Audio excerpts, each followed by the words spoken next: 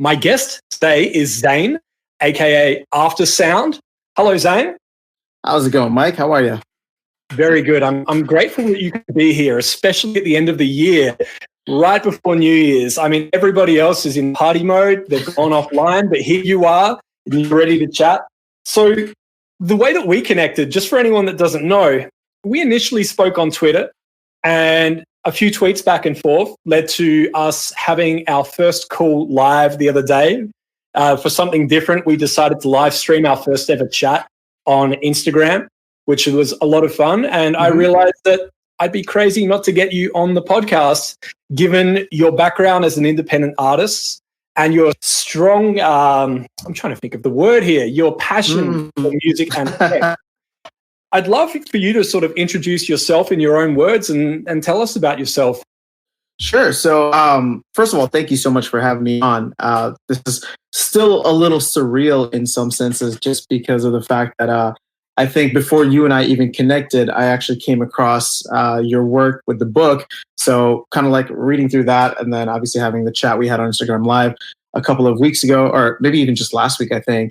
And then now being here on the podcast, this is awesome. It's an honor for me, and really appreciate it, and excited to just kind of talk more with you. But my story in a nutshell, I'm an independent artist, originally from Chicago, just moved to Los Angeles 3-ish months ago, I guess coming up on 4 months. So I wanted the warm weather, and I wanted to just be around other creatives, and it's been good so far.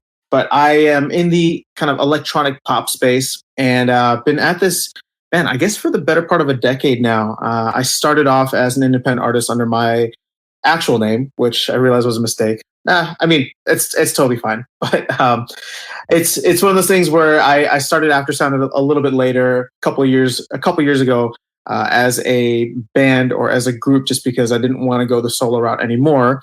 And then after my drummer and I parted ways at the end of last year, been focusing on getting more into the electronic side of things. I picked up Ableton several years ago, so it's been an interesting journey in that sense of what my progression with music as somebody who just started off playing an acoustic guitar and now producing a lot of my own songs or co-producing some songs and producing for other artists. So it's been a fun journey, but I think honestly, this is one of the best times to be alive if you are any type of creative, and especially for musicians. It's a really exciting time, and I think I've only really begun to wrap my head around how awesome it is over the last maybe like 18 months or 2 years. So yeah, I mean that's kind of where I'm at. I release music as AfterSound. I know I was introduced as Zane, but that's yeah, I guess that's it. Sorry. I don't know what else to say. What do you want from me, Mike? I'm getting what I want right now. This is perfect. You're an independent artist. A lot of the audience are independent artists, and this information applies to anybody, what we're going to talk about today. So it's really good to get your perspective, and that's why I wanted to get you on here. I love what you said about how exciting it is right now for an artist. I mean, not just independent, but any artist really. True. Yeah. The information you've got access to, the tools. There's less doubt now, and there's more information that you can see where your music is getting placed, where it's getting played, where your fans are, where you should be touring. There's just all of this information that used to be very restricted and limited and not as reliable is now available, which that really excites me. So yeah, I'm glad that you mentioned that as well. Yeah, I mean, the two big buzzwords that I feel are always thrown out are gatekeepers or middlemen, and it's kind of really cool to see that you don't need that anymore in order to be able to release music or release actually any type of art and connect directly with a fan or supporter or whatever you call them, people that just appreciate the work that you do and want you to put more of it out into the world. Yeah, exactly. And that's it. Every artist, I believe there's an audience out there for them. Whether or not in that artist's lifetime they will connect with them or not is really up to them. I mean, you've got to do everything you can to try and reach that audience, find your audience, and then really just maintain that audience, keep delivering music to them, stay in contact with them, keep giving love back to them. I see so many artists out there that just put out a song and go, oh, there's nobody out there that enjoys this. And they didn't do anything to try and reach those people. Yeah. Well, I mean, and the thing is, there's so many avenues now that you can reach people I mean, you can literally spin one of those things and land on any social media network, and reach people directly through there. There's a lot being talked about with Google ads, Facebook ads, or social media advertising, and even just reaching out directly to people, maybe through LinkedIn, or finding playlist curators, independent playlist curators, or submitting your song directly through Spotify. There's just so many opportunities for you to get your song or get your music in front of as many people as possible. Yeah, absolutely. And those opportunities just keep coming. I mean, it's crazy. I know that we're going to talk about curators as well, and all of the different tools that you have out there, such as Pandora for artists, Spotify for artists, Apple Music for artists, Bands in Town for artists. The list goes on. And distributors giving you access to various tools, CD Baby giving you show.co to help you with your releases and promoting them. It's insane in a good way. The amount of we have now as artists, I love it.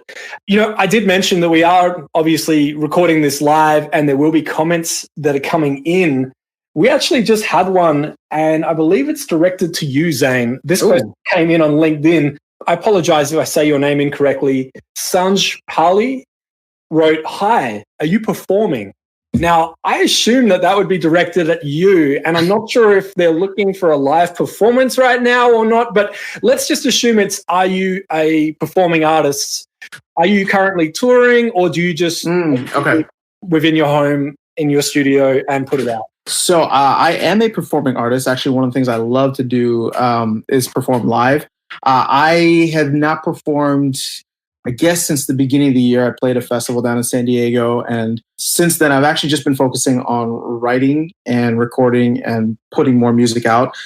Just in a way, I feel like this year has been a little transitional for me, I guess is the word I'm looking for.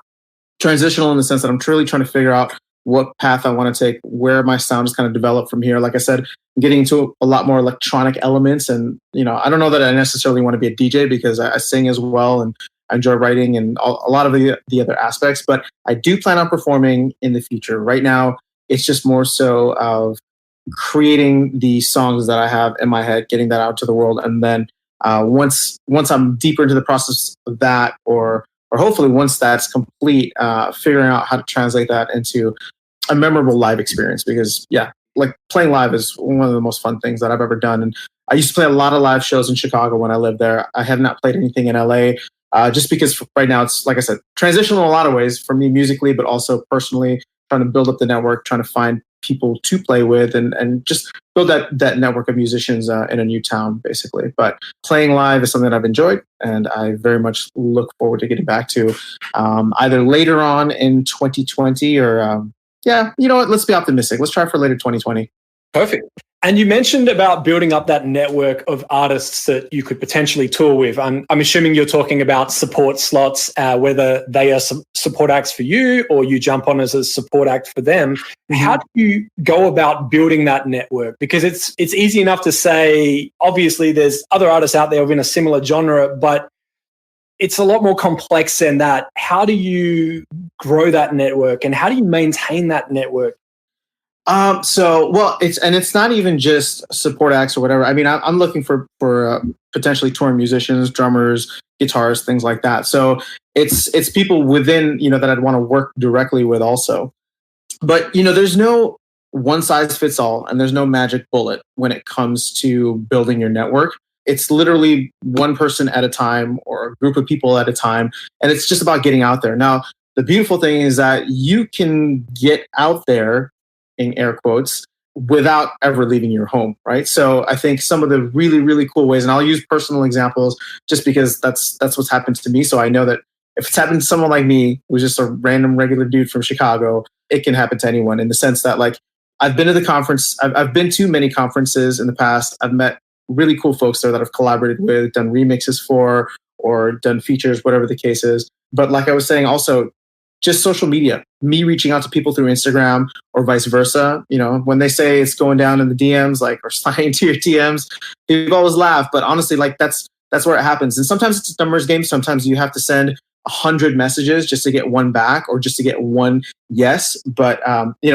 I put out a song a year ago, a little over a year ago, and at that time I was really focused on just building out my Instagram. So I was on Instagram every day, commenting on other photos, trying to find other musicians, things like that. And through that, I was able to get 3 musicians that wanted to remix my song. They were interested. So at that point in my life, or at that point in my career, nobody had ever remixed any of my music. So just to have somebody come through and say, "Hey, I like your song enough that I want to, take time out of my day, my life, my busy schedule, and create something that's a derivative work of that because I'm inspired by what you've created."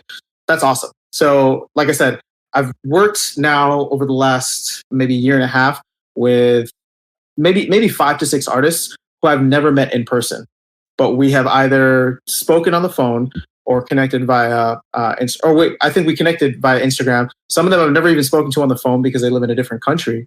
And we'll just do either, we'll just chat via email and Instagram or text or whatever.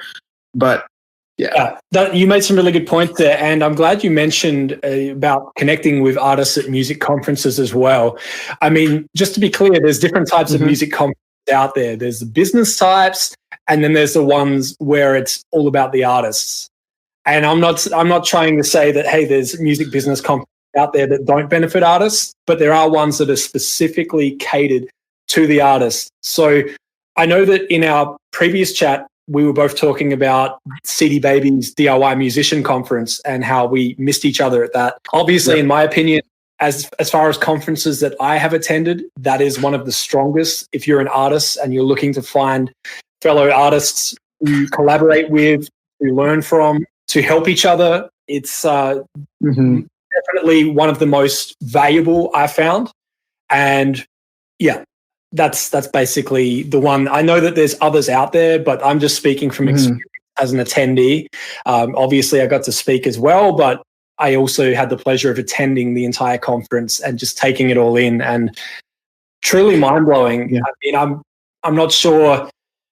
I had so many moments where I was just blown away at the talent and the feeling of community in there. It was you walk down in the lobby and people would just be walking around with their instruments in their hand. Next thing you know, somebody gets a coffee, they go to a corner and they just start jamming. A group of people that have never met before and instantly connect because of music. Seeing that was just mind-blowing. Yeah. No, I mean, I cannot say enough great things about CD Baby. First as a distributor, then second, the conference that they have. CD Baby was one of the first distributors that I worked with. I think that they do a lot for their artists. They are always striving to get, new tools and metrics and things like that. And then the conference, especially, that I've seen conference ticket prices for other conferences, and those can be way out there. Whereas, year in and year out, it seems that conference is always very affordably priced. And like you said, I think, and this is irrespective, not just the DIY conference, but any conference in general, when people are taking time out of their schedules and taking, and investing, you're going to get a certain caliber of people there who are taking their career seriously. And if you're in kind of that same mentality, same mindset, it's really awesome to be surrounded by people who are kind of as hungry as you are, because all those conversations are very productive. They lead to things. They open your mind up to new things. And yeah, I mean, I think it's really beneficial to do things in person like that if possible. Yeah, definitely. And it's worth mentioning as well that if people can't attend the conference, they do broadcast it all online. So it's not just, and I was crazy to find out how they don't actually make any money out of the conference because they don't pay any of the speakers. So it's literally, they're doing it at cost so that it is that cheap and affordable. And that's important for an independent artist. So I know that it kind of almost feels like an ad for the conference. But I'm going to not share any links where you can go to find out. But I mean, we're just speaking from experience. And there are other conferences out there that are great as well. And when I attend them and I get to experience them myself, I'll happily talk about those too. Yeah, no, I mean, I halfway through, I was just like, this sounds like a testimonial that they're just going to clip. But no, like I said, they're great, but it doesn't have to be them. They're just ones that I think Mike and I have experienced. So it's definitely worth looking into. Yep, absolutely. So we're starting to get some comments rolling in now as well, which is very cool to see. Lance Allen, obviously good friend of mine. I've spoken with Lance on the podcast before. He felt the need to tell us that he's having some lasagna and listening. That's fantastic. I'm a little jealous, but appreciate you listening, Lance, and creepily looking at us from whatever that's the guitar in the picture. Okay. What's up, Lance? You're a legend, man. Yeah. I know you've probably spoken with a bunch of people, and we actually never met, Lance, but I think the one year that you spoke at the CD Baby conference, and I think there was an article about what you were able to do with streaming for your own music and getting on playlists. Yeah, I mean, kudos. I think that there's a lot to be learned from that. Yeah, and Lance is just his process and the way that he works is just anyone could replicate it, but nobody does. Mm-hmm. And it blows my mind. I mean, I say to people, if you're an acoustic guitarist and you want to see how far you could take this as far as potential success across streaming to the point where you may be able to quit your day job and just record from home and do whatever else you want to do in your life, watch what Lance does and copy it. I don't mean copy his music, but look at how he engages with people on social media. Look at how consistent he is with his releases. Mm-hmm. Look at how he collaborates with other artists. And you start to realize that it's one thing to have great music, but it's a lot more than that. You still need to get behind that music, do a little bit of marketing. It doesn't mean you have to spend a lot of money. I mean, Lance has posted pictures on his social media where he has sat down with his kids and they've done some outreach about his music to curators and things like that. So he is living and breathing it, and he is a perfect example of if you put in the little bit of extra work, you'll see some great results from that. Yeah. Speaking of releases for Lance, if you're still tuned in, man, you are prolific as hell. Because I actually follow you on Spotify, and you are always popping up on my release radar. So I just wish I could release music as often as that. That'd be nice. That's it. Well, Lance is a stay-at-home dad. He's a family guy, not like the TV show. And anytime he wants, he just hits record. He just goes for it. He doesn't hesitate. And that's what I love about Lance. He's a go-getter. He doesn't stop. I've got an idea. I'm going to record it right now. I'll put it out. Done. Whereas a lot of people sort of hesitate, or they feel that they have to get that perfect recording. Sometimes you're better off just putting it out because it sounds more real. Mm-hmm. So, and Lance just obviously listening. Heck yeah. We appreciate you, Lance. We do. Cool. So let's jump into what I know you're really excited to talk about. Let's talk about the tech side of the music industry. I'd really like to ask you your opinion on Twitch, and if you feel Twitch is valuable for a musician as far as live streaming on Twitch. Yeah, no. So Twitch, I think, is awesome. I had the chance to listen to your interview with Karen Allen. I met her as well at the DIY conference back in August. And even before that, though, I think I had started streaming on Twitch maybe about a year ago. But my problem is I just haven't been consistent with it, and I haven't figured out what my angle is. Because it'd be nice to jump on and do, acoustic guitar, things like that. Or the other things that I have been playing with is just kind of producing or creating remixes and streaming my entire process, just having kind of like Ableton up on the screen. But just speaking from a general perspective, I'm still very bullish on Twitch. Twitch is owned by Amazon. It's not going anywhere. Amazon is throwing a bunch of money into it. And at the end of the day, Twitch specifically, not live streaming, but Twitch specifically started off as a gaming platform. And esports and gaming, like none of that, that's only on a very, very low level of what will be a meteoric rise in terms of popularity. But I think what's really cool about Twitch specifically is that they are trying to broaden their horizons and focus on other areas, whether that's art or music or talk or podcast, whatever the case is. So, I'm still very bullish on Twitch. I know it's super hypocritical of me to be saying that without streaming as much as I should be. But it's more so just about creating the type of schedule and or content schedule that I'd like to, and finding time for that. But yeah, no, I'm still a big fan of Twitch, and like I said, just the fact that they're owned by Amazon and what live streaming has done over the past maybe couple of years, or where it's come, especially after the Fortnite kind of explosion. I've seen some musicians who are doing fantastic things on Twitch. Twitch is also getting much more friendly with their creators. Sorry, not friendly, but they're getting much more supportive in terms of finding ways for the creators to monetize. So like the weird thing is that I actually did hit affiliate status, but not partner status. And before, there were monetization options only available for partners and not for affiliates, which they have now started to trickle down. So like I said, I mean, this is the beautiful thing about like the music industry today. Like you could be an artist who creates an entire community around you and your music on Twitch. And this is just a live streaming platform. I've seen it with other people who are literally just getting up there once or twice or 3 times a week, playing music from their bedroom with a very minimal setup.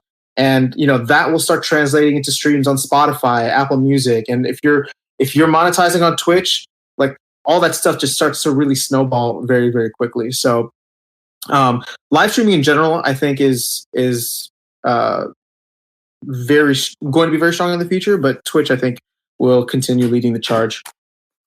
Yeah, I think so too. And I've had the opportunity to spend some time on there, and I'm not a gamer by any means. I play games very occasionally, and I'm terrible at it. And I couldn't imagine anybody wanting to watch me. But watching these people on there, it's fascinating because they manage to play a video game for 4 hours, sometimes longer, and they've got thousands of people actively watching them, hanging off everything that they're doing in the game and just what they're saying.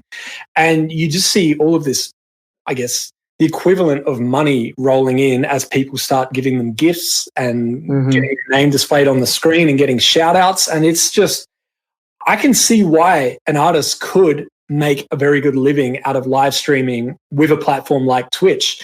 The fact that you can just fire up your phone or your computer, grab your instrument, go live, and instantly an audience can tune in and contribute.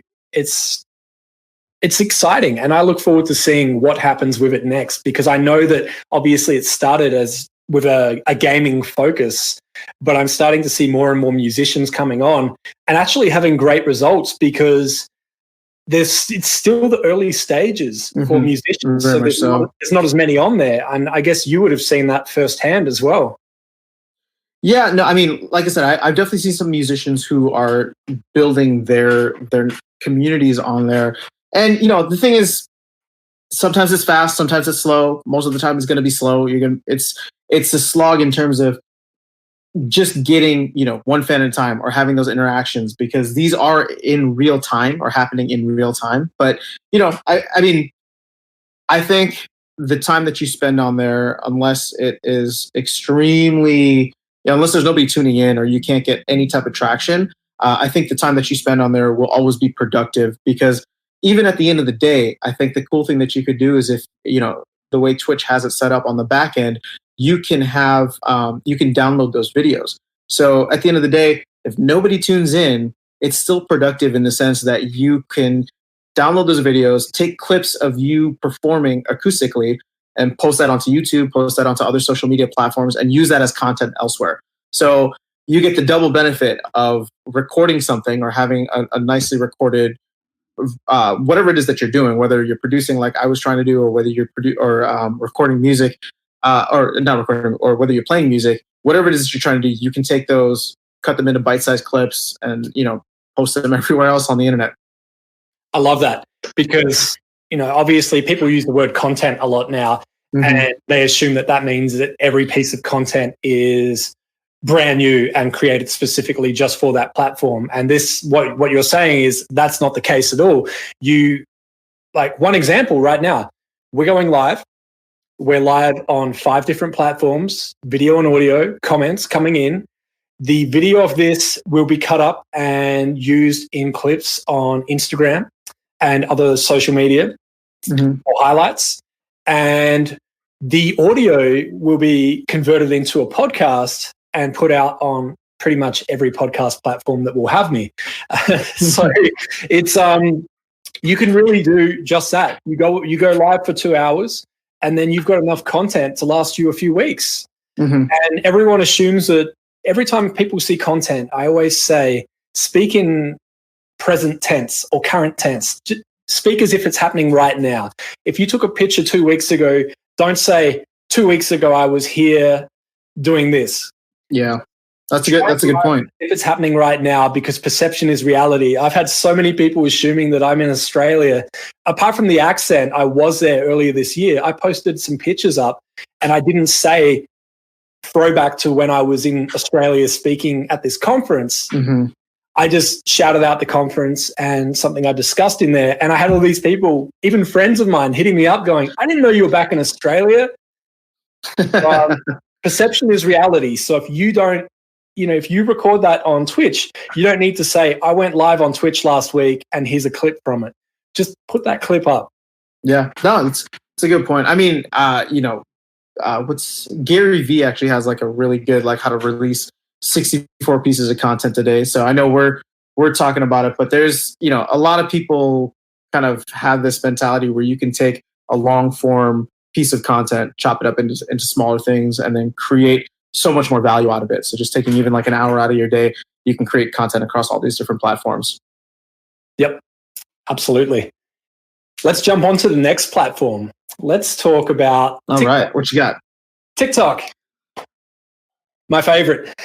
TikTok. Oh, man. Okay, I'll kick it off quickly. I see you getting a sip of water there. So TikTok, I only signed up recently, and I actually installed it on my wife's phone because I was terrified of how many hours I may spend on there. And she loved it. It's addictive, isn't it? It really is. So I have it on my phone, but I purposely don't open it. And what happens now is my wife every day goes on there, finds a bunch of videos, favorites them. At the end of the day, we sit down and she'll show me them. And she's having a great time with it, and without even realizing that she's kind of doing some research for me as well. But she's always happy to help. She's super supportive. And just watching it and seeing what works and what gets your attention. And I would really love to get a look into the back end, because I feel like they know you so well. It's almost scary, because if you haven't had the app that long, they seem to know that, yes, dogs doing funny things, that's number one. I'm going to deliver more of that to you. And then, crazy dance moves and old people being funny and goofy. That's my weakness right there. There you go. That's all you need. So yeah, what's your experience with TikTok? First of all, I think TikTok has had a crazy year in terms of just launching certain artists or certain songs into kind of like the next level, or even up to the highest level that you can. I mean, the example I was given is Lil Nas X with Old Town Road, right? But there have been several songs or several artists that I've been following where if they have a song that starts trending on TikTok, it can change their lives in a sense. Just be with the amount of streams that they get, the amount of attention, the amount of new followers and fans that they can get literally, I'm not going to say overnight, but it can happen within a very, very short period of time. And I'm talking like within days, just based on the virality of what TikTok is. My experience, I've just started now posting more on it. I started consuming content just to better understand it. Similar to you, I mean, anything with pets is super funny. The dancing stuff is always cool just because I don't dance. I wish I did. So there's a lot. There's actually a big movement for dance tutorials on there. So like where they'll like for the first half of the video, they show you how they're doing the dance in slow motion and they get into it. So, but to me, it's just, there's so much more to it. I think, it originally started off as Musical.ly, where people were using it as a way to record themselves kind of doing a lip syncing, whatever, to, their favorite songs. And the thing is, I actually had Musical.ly, I don't know when it was, back in a couple of years ago. But I just didn't, like I said, I didn't have a need for it. I wasn't paying as much attention to it. And for me, I wasn't as focused on it. But now with what TikTok has done in the past year, I think it's really exciting. I think that there is still a lot of potential on it. And I think and I'm going to say this not so secretively, but I think Instagram's in trouble. I think Instagram will need to find a way to make themselves or make the platform a little bit more relevant. One of the things that I was curious to get your take on as we're kind of looking at platforms and just where the industry will be in 2020. I wonder if people are starting to feel that if Instagram is a little too saturated now, or if it's just, too much, if it's becoming what Facebook was or is now in terms of the platforms, somewhat aging up. Because I've met a lot of my nieces and nephews who they'll have an Instagram account, but they are always on TikTok, and TikTok is where they spend 90% of their social media time. So, in a sense, I'm wondering how do Facebook and Instagram stay relevant? Are they going to add certain functionality, and kind of in the way that they copied Snapchat and they stole the story concept from Snapchat? I'm wondering if they're going to find a way to stay relevant in that sense, because if not, I think I just like I said, from all the kids that I know in my life, nieces and nephews, kids of friends, they're all on TikTok, which is crazy to me because this is the first time that we've seen kind of this big shift into another platform in a while. Yeah, it's funny, and I'm definitely not writing Instagram off just yet. I couldn't say just yet. I'm not planning to, but what I find funny is how TikTok encouraged sharing to the point where you can save the video in its entirety with the TikTok logo in it and upload it to your Instagram story and basically take it off the platform, but they know that it's got that TikTok logo there. TikTok, yeah. So a lot of my favorite TikTok videos, I see people posting in their Instagram stories. And interesting. Okay. Myself, I go, if I find a funny TikTok video, how can I, obviously I could share the TikTok link, or I could just upload it to my Instagram story. And nobody is going to assume that I stole that video and uploaded it because it's clearly got the TikTok logo and it's crediting the user. The username. Hopefully directing more traffic to them in TikTok. So, but what I think, Instagram really have a focus on influencers and products and shopping now. And I feel like if TikTok have a way of incorporating that to the point where there'll be a video and there'll be a product in that TikTok video, and at the end you can swipe up or tap a link to buy that product, Instagram will be in trouble. I feel like that would be just to Instagram. But I mean, I'm sure they've got more tricks up their sleeve. I've seen there's all these talks currently about Facebook, WhatsApp, and Instagram sharing direct messaging through all of the apps. So people that were saying, I don't want to have Facebook anymore, but people message me on there, I can just get those messages in Instagram along with all my other Instagram messages, like that. So it could go one way or the other. Or everyone could just say, well, people DM me on Instagram. I don't need Instagram on my phone now. I can just read those messages in Messenger or WhatsApp. So it's an interesting, I'm not sure what their reason is for doing it, but because now you can almost get rid of some of those apps from your device if all the messages are going to come to one location regardless. So I don't know what's going to happen there. And I'm really curious to see. I personally would love all those messages to go to one location. Be much easier. Doing the Facebook for Business tools where Instagram and Facebook messages will go to one inbox and you can manage it online. But they haven't really nailed that down in the app yet. Yeah. Well, no. So don't get me wrong. I am not writing Instagram off by any means. It's just, to me, I'm just surprised at the trend of seeing, kind of the next generation or younger generation really focus in on a different platform that isn't owned by Facebook. But like you said, if they can add in all those functionalities, I think that would really change the game. I think the other thing too, and I know that it's coming, it's just not, it's still in beta testing right now, but, Facebook and Instagram ads are still king, and they're still going to, Facebook and Instagram will still be getting advertising dollars and revenue for a very long time. But, as somebody who advertises on Facebook and Instagram to help get my music out there, I'm looking at TikTok because of the reach and the daily or monthly active users that they have. And I'm excited to start exploring advertising too. And if they can build an advertising platform similar to what Facebook and Instagram have, then I think people will be really in trouble. But in terms of like the influencers and things like that heading over, I think that's only just a matter of time. People are creative; they're going to find creative ways to use their influence. Instagram was very much about photos, right? But now you're getting all these creators and creatives on the TikTok side who are coming up with videos that are just frankly awesome, right? Like they're hilarious, or they look stunning, or they're engaging for even just for 15 seconds.